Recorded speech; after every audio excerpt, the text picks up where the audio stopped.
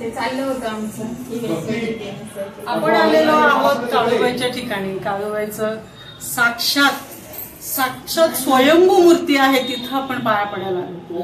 आधी सर्वात प्रथम गोविंद बाबांचं दर्शन आहे आणि घट बसवलेला आहे आईसाहेबांचा आणि साक्षात इथे आई काळूबाई विराजमान.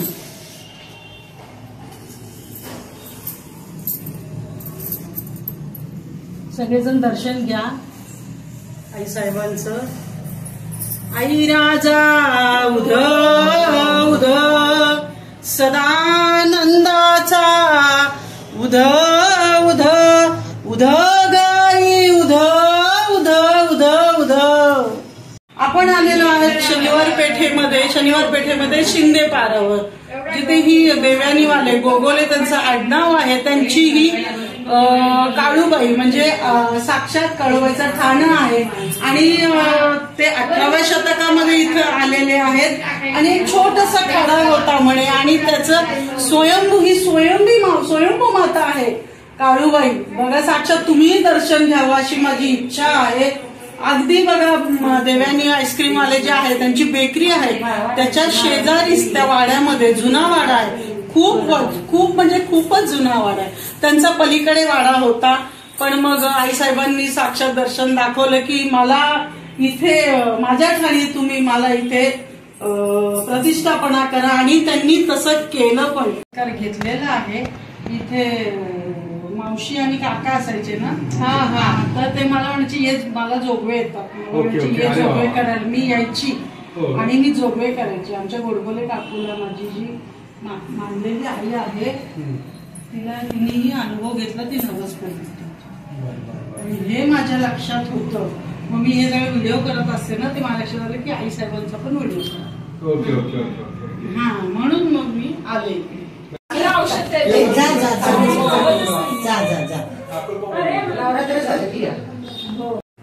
हे बघा आधी गोविंद बाबांचं दर्शन आहे. या माऊली येतात दर्शनाला आणि मग आई साहेबांचं दर्शन.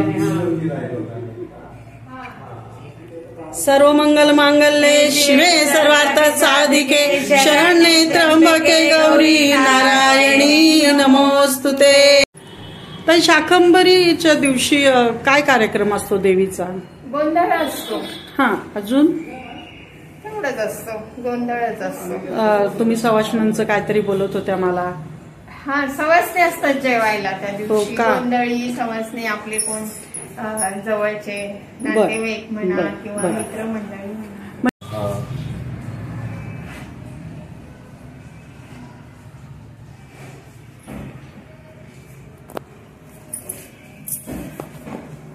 सर्वमंगल मांगल्ये शिवे सर्वार्थ साधिके शरण्ये त्र्यंबके गौरी नारायणी नमोस्तुते. आई राजा उदय उदय उदय. साक्षात ज्यांचं वास्तव्य आहे, ज्यांची देवी आहे, तर ते भाऊ आपल्याला आता माहिती देतील. दादा तुमचं नाव काय? माझं नाव मदन माधवराव गोगावले. बर. आम्ही जवळजवळ पेशवे काळापासूनच या भागात राहतो. बर. तसा आमचा इतिहास बघता आम्ही रायगड जिल्ह्यातील म्हणजे रायगड जिल्ह्यातील महाड तालुक्यातील गोगलवाडीचे आम्ही आहोत. बर.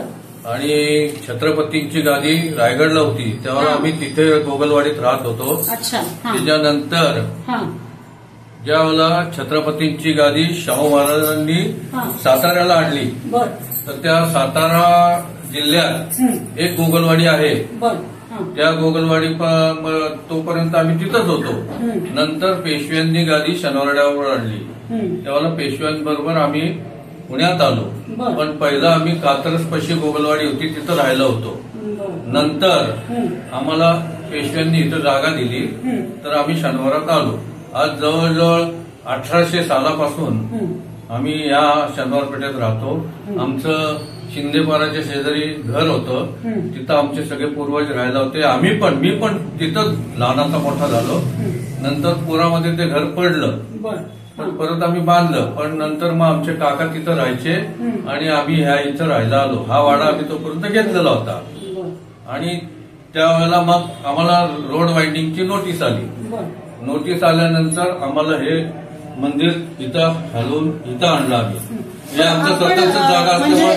थोडक्यात आपण आईसाहेबांची काय माहिती देऊ शकतो? आईसाहेबांची म्हणजे आमच्या आईसाहेब अक्षरशः आमचे पूर्वज जे होते त्यांनी एक छोटासा मांढरदेवीवरनं एक छोटासा घोटा आणला होता. तांदळा आणला होता. त्याच्यापासून हे इथपर्यंत आज हे आहे. पूर्वी तिथं होतं, आता इथं. आता आमच्याकडे या हंड्या विंड्या सुद्धा बघा पूर्वीच्या अजून आहेत. विचार करा तुम्ही, ते या सगळ्या पूर्वीच्या पेशवेकालीन हंड्या आहेत. असं किती ते आता फुटतूट खूप झाली. नंतर आमचं तिथं अशा कलरिंगच्या होत्या छान. खूप सुंदर सुंदर रंगीबेरंगी आमच्याकडे हंड्या होत्या. आणि आता इथं मंदिर आलं, इथं आम्ही एक संगमरवरी मंदिर या इथं केलं आणि आता इथंच आता ह्या कायमस्वरूपी स्थायिक राहणार आहे. कारण हा आता आमचा वाडा कधी पाडला जाणार. साधारण तो जो तांदळा होता तो केवढा होता? अगदी एवढीसा छोटा होता. आणि आम्हाला जे आमच्या आई वडिलांनी सांगितलं तो असा छोटा होता. एवढं मोठं झालं. याचं स्वरूप आता इथपर्यंत आलेलं आहे. हे आहे असंच राहिलेलं आहे. किती छान. केवढी छान माहिती दिली तुम्ही भाऊ आम्हाला. खरंच असं म्हणजे आपल्या पुण्यामध्ये अशा स्वयंभू भरपूर पण लोक येतात दर्शनाला. बरेच लोकांना माहिती नव्हती आणि जास्तीत जास्त लोकांना माहिती पडावी यासाठीच मी आलीये आईसाहेबांच्या दर्शनाला. पाया पडणं येतं. आई राजा उधव ध सदानंदाचा उधव धव काळूबाईच्या नावानं चांग भलं.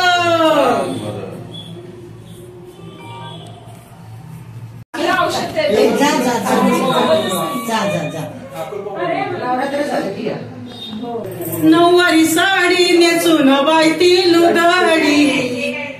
अग नऊवारी साडी नेसून बायती लुगडी. तुळजापुरात खेळते अंबा फुगडी. तुळजापुरात खेळते अंबा फुगडी.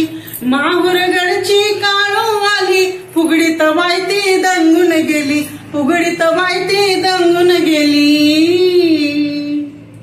कानामध्ये साताऱ्याची बुगडी. तिच्या कानामध्ये साताऱ्याची बुगडी. तुळजापुरात खेळते अंबा फुगडी. नऊवार साडी नेसून बायती लुगडी. तुळजापुरात खेळते अंबा फुगडी. तुळजापुरात खेळते अंबा फुगडी. आई राजा उधव